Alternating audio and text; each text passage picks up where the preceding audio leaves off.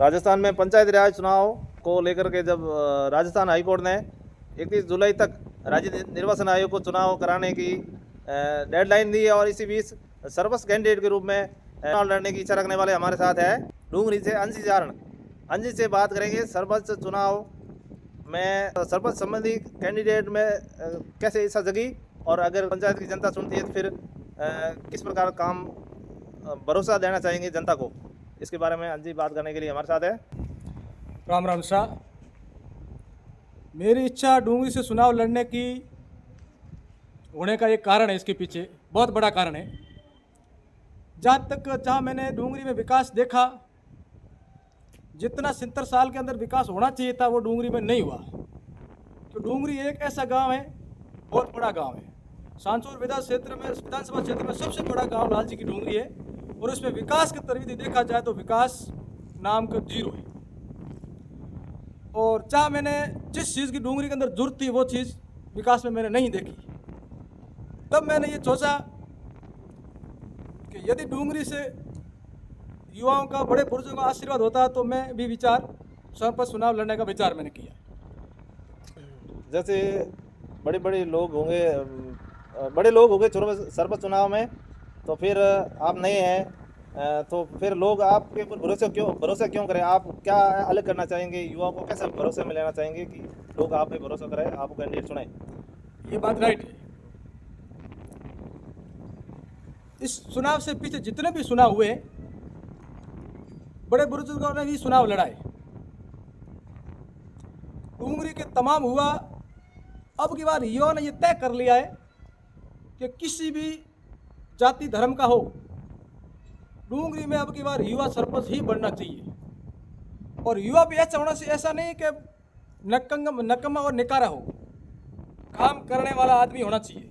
मैं ये नहीं कहता हूँ कि मुझे ही वोट दे, मेरे से यदि कोई अच्छा जानकार युवा है डूंगरी में, मतलब राजनीतिक में रुचि रखने वाला और काम कराने वाला, तो युवा उसके साथ है। और मैं सरपंच चुनाव की दावेदारी कर रहा हूँ तो मैंने कई काम करवाए, ऐसी बात नहीं है। ऐसा नहीं कि आ गया और मैदान में उतर के आप वोट लेना शुरू कर, ऐसी बात नहीं है। मैंने काम करवाया है जनता के लिए और अच्छी तरह से डूंगरी की जनता को ये चीज़ मालूम है। आप कहीं भी देख लो, चाहे किसानों की आवाज़ हो, चाहे लाइट के संबंधी समस्या हो, किसानों के अनाज अनुदान की हो, बीमा संबंधी हो, किसी भी प्रकार की समस्या हो, हर जगह में किसानों की आवाज़ उठाने आगे वाली पंक्ति में खड़ा रहता हूँ। तब जाके मैंने ये विचार किया है। अगर आपको जनता मौका देती है तो फिर डूंगरी में कौन कौन से काम है जो आप, जिसमें वर्तमान कमी है और आप करना चाहेंगे? अगर जनता मौका देती है तो कौन कौन से काम होंगे? बिल्कुल बिल्कुल। मैंने गांव के विकास के लिए राजनीतिक पार्टियों को साइड में रख के बात की।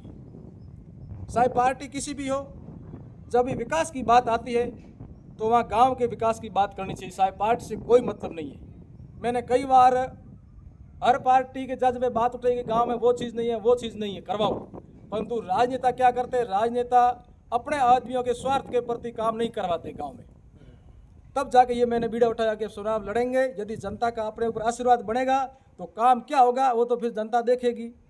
और जहाँ तक मेरी इच्छा है कि यदि जनता ने मेरे को मौका दिया, मैं ये जनता को विश्वास दिलाना चाहता हूँ, मुझे एक भी रुपया रिश्वत में नहीं चाहिए, नहीं मैं बजट में किसी भी प्रकार का पैसा खाऊंगा। मैं ये दावे के साथ कहता हूँ कि डूंगरी की धरती पर माँ हिंगलाज की कसम खा के कहता हूँ, मुझे किसी भी प्रकार का कमीशन नहीं चाहिए। यदि भी डूंगरी की जनता ने मेरे ऊपर विश्वास किया तो। चुनाव जो खर्चों को लेकर के लोग कहते हैं कि ज़्यादा खर्चा होता है, चुनाव महंगा है, इसको लेकर के आपकी क्या राय है? चुनाव में खर्चा होता ही नहीं है। कहाँ होता है खर्चा? खर्चा करे डूंगरी को लूटना चाहते सब लोग। डूंगरी में चुनाव क्यों लड़ना चाहते हैं? इसका क्या कारण है? अब मान लो जैसे कोई भी कैंडिडेट 50 लाख रुपए खर्च करेगा, 60 लाख रुपए खर्च करेगा, वो एक घंटा विकास करवाएगा? वो लूटेगा इस गाँव को। वो बहुत बड़े बड़े लुटेरे भूमाफिए जो इस गांव की ज़मीन, जो सरकारी ज़मीन है, उस ज़मीन पर उनकी नज़रें टिकी हुई है, उनको वो लोग हड़पना चाहते हैं। तब तो 50-60 लाख रुपए खर्च कर रहे हो। जहाँ तक मैं चुनाव लड़ूंगा, यदि जनता मेरे साथ रही, मैं एक ही रुपये का अपने पास कोई खर्चा नहीं है, बिना खर्चे से चुनाव लड़ूंगा। और विकास कैसा होगा बिना खर्चे से चुनाव लड़ेगा, आप बाद में देखना। जहाँ तक मैं तो मेरा एक ही युवाओं को कहना चाहता हूँ, आप खर्चा मत कराओ। बिना खर्चे वालों को एक बार वोट दो, फिर विकास कैसा होता ये आप देखो। ठीक है, ये थे अंशी चारण। हमसे बातचीत की, सरपंच चुनाव को लेकर अपनी व्यक्तिगत राय रखी। बात करने के लिए धन्यवाद। Thank you.